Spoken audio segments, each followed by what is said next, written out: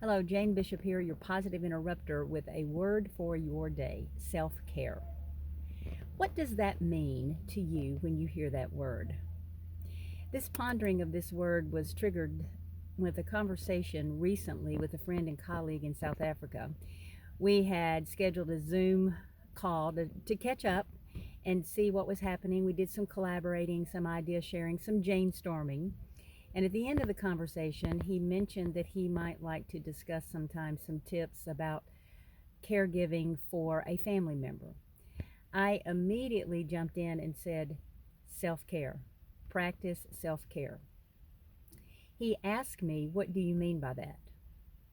So it got me to thinking as we were having a conversation and I was sharing with him what I meant by that, that is a word that is often used and may not always be understood. So here are some things that came out of our conversation that I would like to share on this recording because self-care is important for any aspect of life, whether you are in a caregiver season, whether it's life in general. Our self-care is important and it flows out of our self-leadership as well. Self-care for me is doing what it takes to keep me in the best possible position consistently to be the most effective or the best that I can. For example, in this caregiver season, it's important that I eat well, that I consume enough water, that I keep my exercise going. Now, at different seasons of life, those vital essentials that are part of your self care may look different. They may be at a different frequency, but they are still vital. The next thing to consider with self care is it's a non negotiable. Not perfection, but a non negotiable, that it is consistently a priority in your life. Yes, there are days in this caregiver season that I have to adapt and flex and change and move around a variety of things. Exercise is one of those. It may be that I've scheduled a workout with my trainer and it doesn't happen. So rather than just letting it go by the wayside, I look for plan B or sometimes plan C and D. Another aspect of self care is give yourself permission that you are valuable and important enough to put the priority on yourself. I could say more about that, but that will be for another time. The other thing to ponder and consider for your self care: what is meaningful to you? What are your essentials that keep you in the best possible position to be the best you can for those around you? Is it meditation? Is it exercise? Is it eating? Is it quiet time?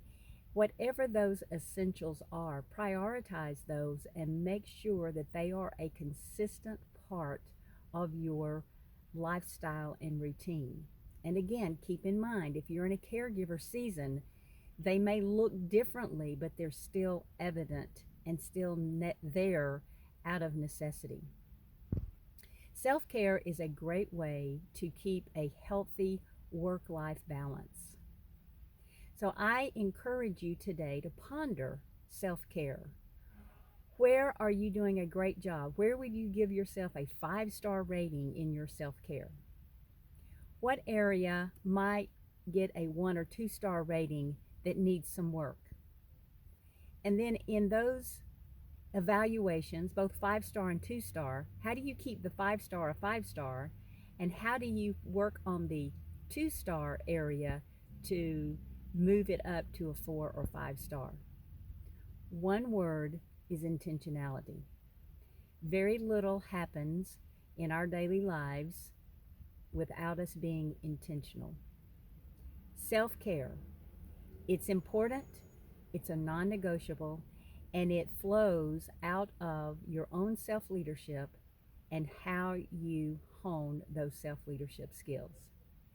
If you want to talk more about self-care and perhaps other insights into work-life balance, and or if you're in a caregiver season yourself and want to spend some coaching time around how to use your own skill set to be more effective, reach out to me at jane@takethenextstepcct.com and let's have a conversation.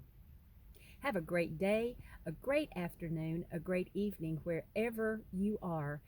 And I want to thank my colleague and friend Peter for prompting this thought, this train of thought about self-care, and really beginning to think about what does that mean for you. Until next time.